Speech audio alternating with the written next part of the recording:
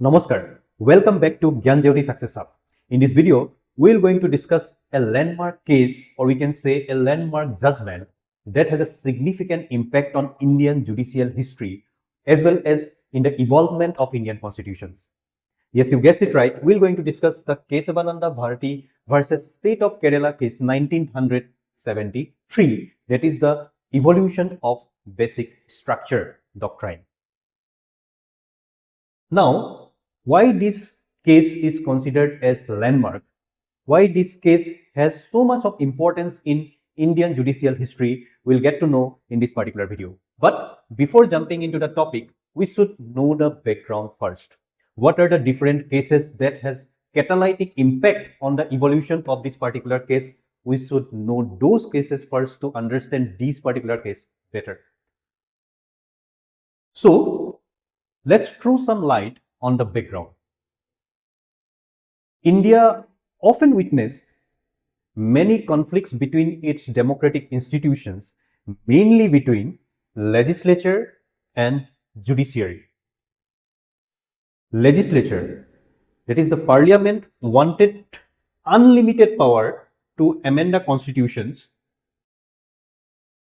Parliament wanted unlimited power to amend the constitution. On the other hand, judiciary wanted to secure the values of constitutions as well as the citizens' right. So basically, the conflicts essentially about constitutional supremacy. Who will be supreme? Should the legislature or parliament be supreme, or the constitutions or judiciary be supreme? We'll get to know later on in this video. This particular case or judgment was declared during intense political pressure under Indira Gandhi government. The parliament at the time passed many amendments to protect the land reform laws from judicial scrutiny and restrict the judicial review.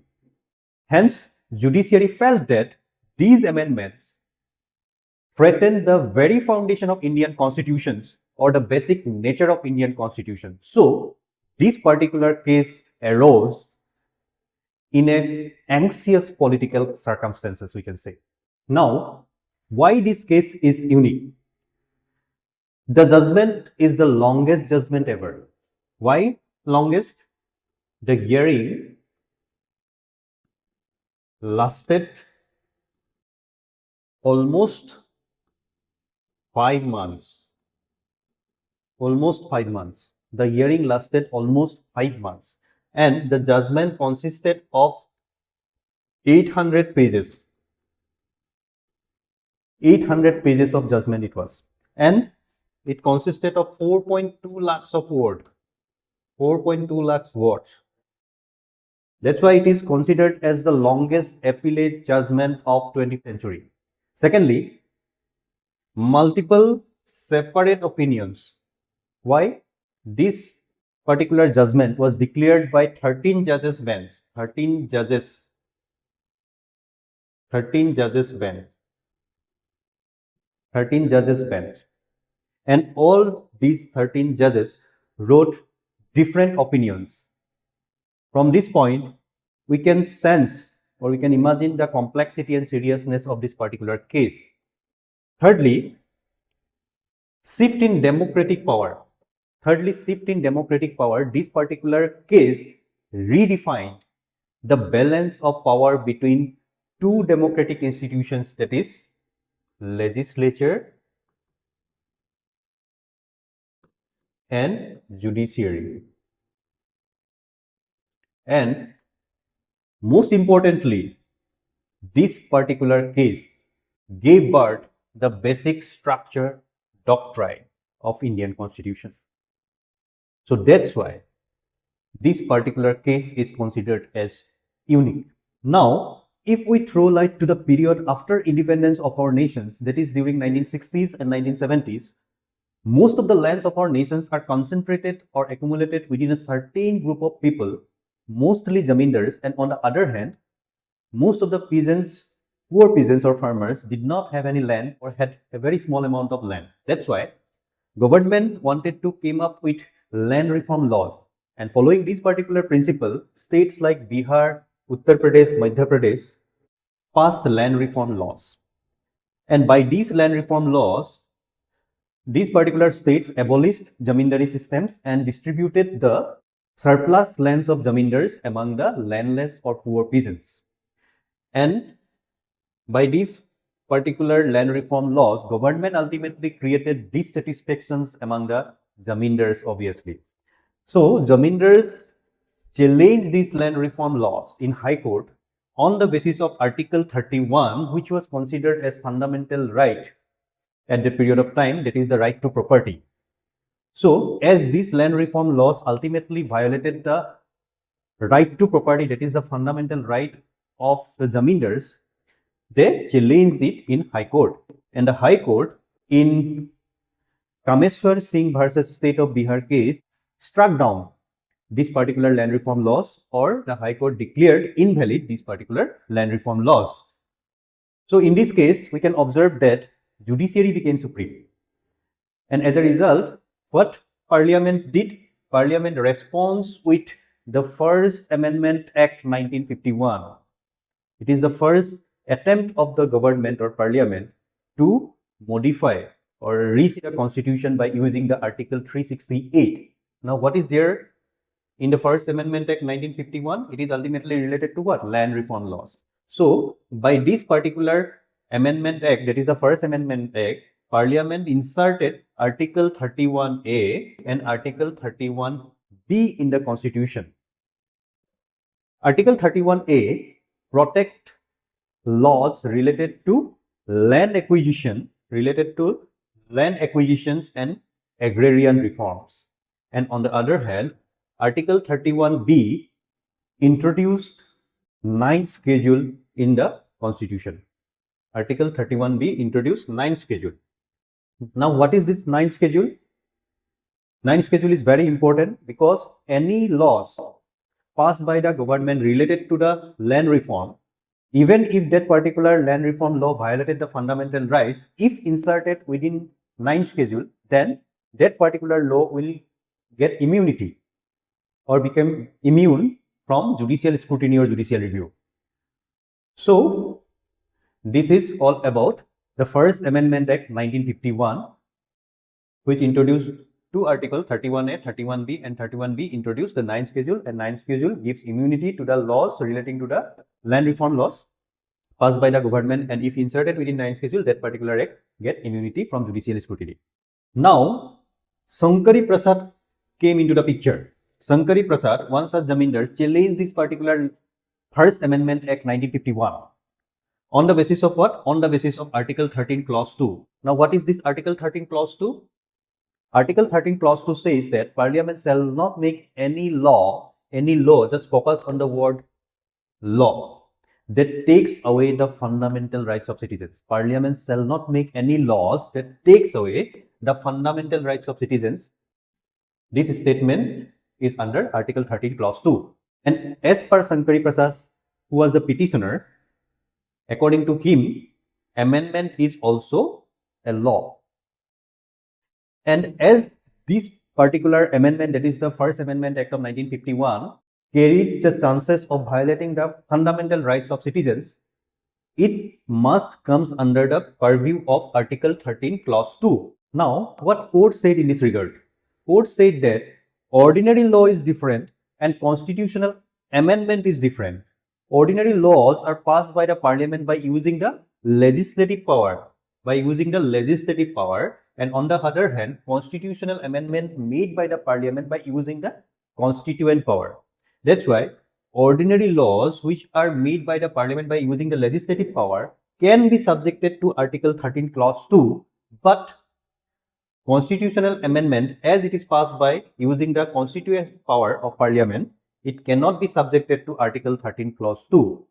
Again, court said that the meaning of law under Article 13 Clause 2 includes notification, ordinances, acts of Parliament, uses, but constitutional amendment is deliberately excluded from the meaning of Article 13 Clause 2.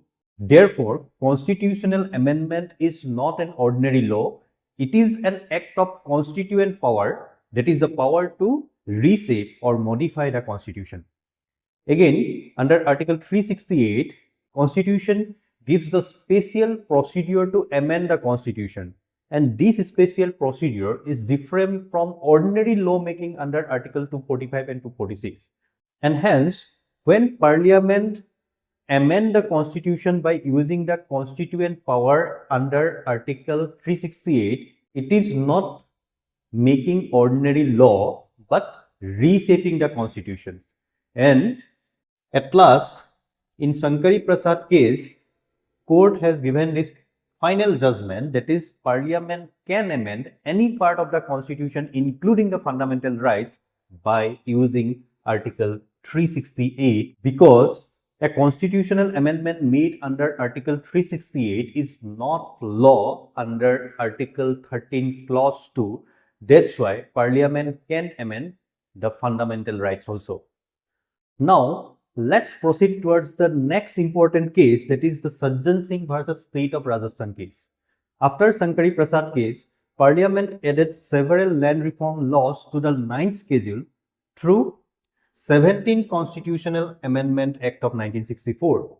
And this particular 17th Constitutional Amendment Act was challenged by one such Jamindar of Rajasthan, that is Sajjan Singh. In this particular case, Supreme Court entertained two questions. The first question is, can Parliament amend fundamental rights under Article 368? And secondly, is constitutional amendment law under Article 13 Clause 2? The petitioner, that is the Sajjan Singh, argued that fundamental rights is sacrosanct. That is, fundamental rights are pure, sacred. That's why Parliament cannot amend or abridge the fundamental rights. But on the other hand, states, that is, the Parliament argued that Article 368 gives Parliament the constituent power, and by using the constituent power, Parliament can amend any part of the Constitution. And government again said that amendments are outside the scope of Article 13 Clause 2, which was the judgment of Shankari Prasad case. So, in this case, what court judgment was? The court upheld the validity of 17th Constitutional Amendment. Court said that this 17th Constitutional Amendment is valid.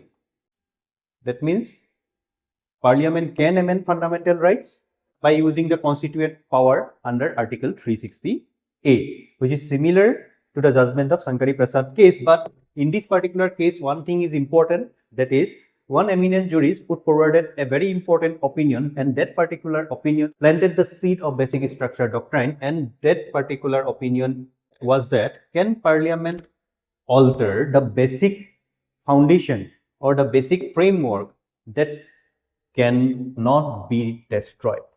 This particular opinion added value to the Sajjan Singh versus State of Rajasthan case. That's why this particular case is also important. Now let's proceed towards the next landmark case, that is Golaknath versus State of Punjab case. Golaknath, Henry and William Golaknath, they were not Jamindars but rich landowners of Punjab. They challenged the First Amendment Act of 1951, the Fourth Amendment Act of 1955, and the 17th Amendment Act of 1964. Golaknath argued that Parliament cannot amend the fundamental rights. Article 368 gives procedure, not power, to the Parliament. This was one of the argument of Golaknath. And again, any law curtailing fundamental rights violate Article 13 Clause 2. These were the arguments of Golaknath, Henry and William Golaknath. Now, the judgment part. The judgment was important because in this particular case, court said that the earlier judgments like Shankari Prasad, Sajjan Singh, those judgments were incorrect. That means, in this particular case, court said that amendments are law. Amendments are law. In earlier judgments, court said that amendments are not law. But in this case, in the Goloknath case, court said that amendments are law under Article 13, Clause 2. And if amendments are law and therefore amendments can be reviewed if that particular amendments violate the fundamental rights of citizens. This was the judgment of Goloknath case, which was a complete reversal of earlier judgments. That's why this particular case is important. But applying this rule retrospectively may face many challenges. Because if this rule was applied, then many past amendments became invalid, and which may create chaos, confusion, and injustice. That's why court has decided to adopt prospective overruling, which is an American doctrine. That is, by this judgment of Goloknath case, neither the past petitioners nor the present petitioners, even the Goloknath, will not get any relief. That's why this particular case only benefited to the future generation. That's why, in order to avoid the chaos or injustice or any confusion, court has decided to adopt the prospective overruling, which is an American concept. And by this adoption, this particular judgment only apply to future amendments or future generations will get benefit from this particular judgment. Past amendment will remain valid. Even the Goloknath petitioner got no relief by this particular judgment, that is Goloknath versus State of Punjab. So this is all about Goloknath versus State of Punjab case, which is a complete reverse judgment of the earlier judgments like Sankari Prasad or Sajjan Singh case, because here court declared that amendments are law. So that's why this case is important. After the Goloknath case, Parliament again responded with many constitutional amendments such as 24th Constitutional Amendment, 25th Constitutional Amendment, as well as 29th Constitutional Amendment. By 24th Constitutional Amendment, Parliament declared again that amendments are not law under Article 13, Clause 2, and gave Parliament the unlimited power to amend the Constitution under Article 368. By 25th Constitutional Amendment, Parliament curtailed the right to property and restricted judicial review. And 29th Constitutional Amendment, Parliament expanded the 9th Schedule immunity and inserted Kerala land reform laws. And here comes the main character of the whole discussion, that is the Kesavananda Bharati.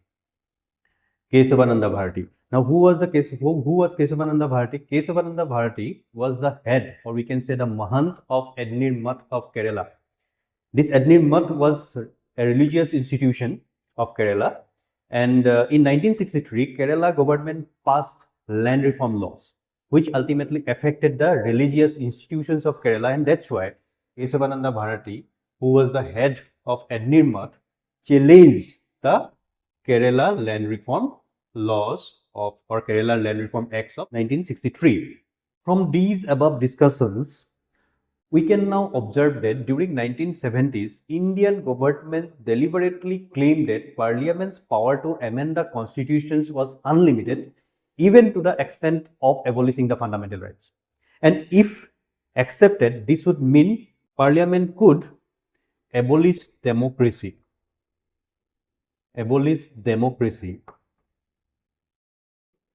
and judicial review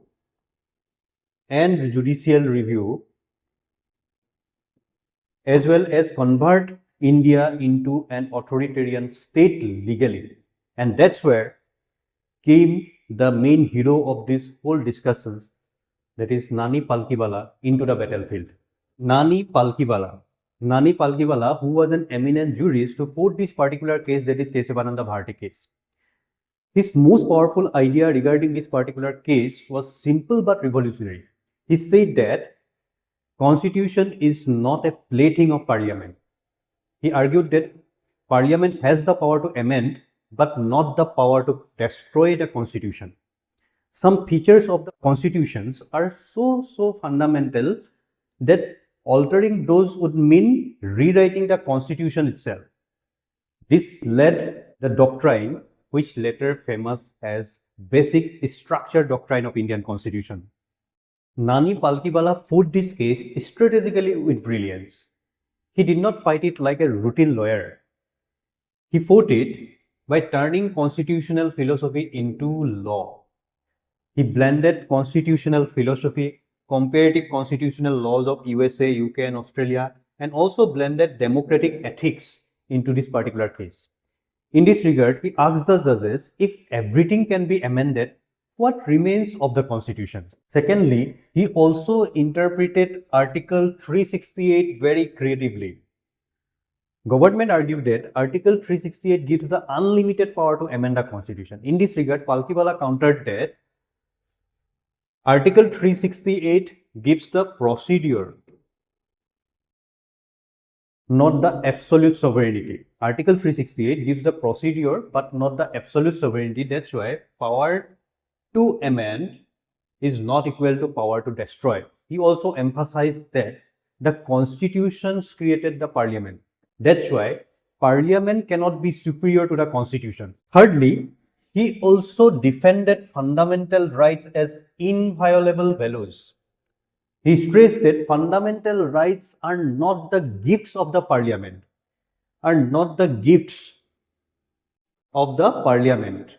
but they are the conditions of freedom. Fundamental rights are not the gifts of parliament, they are the conditions of freedom. And if these fundamental rights are removed, that would mean citizens exist only at the mercy of the parliament or state, as a result of which democracy will become meaningless. Now let's proceed towards the court's finding. Court has given several findings in this regard. Court said that 24th constitutional amendment is valid. What 24th constitutional amendment did? By 24th constitutional amendment, Parliament said that amendments are not law under Article 13 clause 2 and restored Parliament's power after Goloknath case. In this regard, court said that yes, this particular amendment is valid. Parliament does have the power to amend the constitutions by using Article 368, as Article 368 gives the constituent power to the Parliament. Secondly, court again said that 25th constitutional amendment is partly valid. What 25th constitutional amendment did? 25th constitutional amendment, by this particular amendment, Parliament curtailed the right to property and restricted judicial review to check whether that particular law is following the DPSP or not, or that means giving priority to DPSP over fundamental rights. In this regard, court said that giving priority to DPSP, that is directive principle of state policy, is allowed, but ending or removing judicial review is not allowed. And lastly, which is most important, in 29 constitutional amendment regarding this, court said this is also valid. 29 constitutional amendment is also valid, but 9 schedule laws are not forever immune. What 29 constitutional amendment did? We have already discussed it before. 29 constitutional amendment, by this particular amendment, Parliament expanded the 9 schedule immunity and also inserted Kerala land reform laws. In this regard, court said that this particular amendment is also valid. But this doesn't mean that 9 schedule laws, whatever laws will be inserted within the 9 schedule, this doesn't mean that they will be forever immune. They must be, or they can be, tested on basic structure doctrine. Whatever laws will be inserted within 9 schedule, they must follow or align with the basic structure doctrine of Indian Constitution. Or if that particular law is or will fail to align with the basic structure doctrine of Indian constitutions, then that particular law will be invalid or considered as invalid. At last, court gave the final judgment with 7:6 majority, which held that Parliament can amend any part of the constitutions, but it cannot alter or destroy the basic structure doctrine of Indian constitutions. This shows the balance between parliamentary democracy and constitutional supremacy. Now, let's highlight a little bit about the concept of Basic Structure Doctrine. The Basic Structure Doctrine means the identity, the framework, and the soul of the constitutions. And if this particular Basic Structure Doctrine is destroyed, then the constitutions or the rights of the citizens will exist only on paper. And the constitution will not be the same constitution again. This particular Basic Structure Doctrine concept is inspired from Germany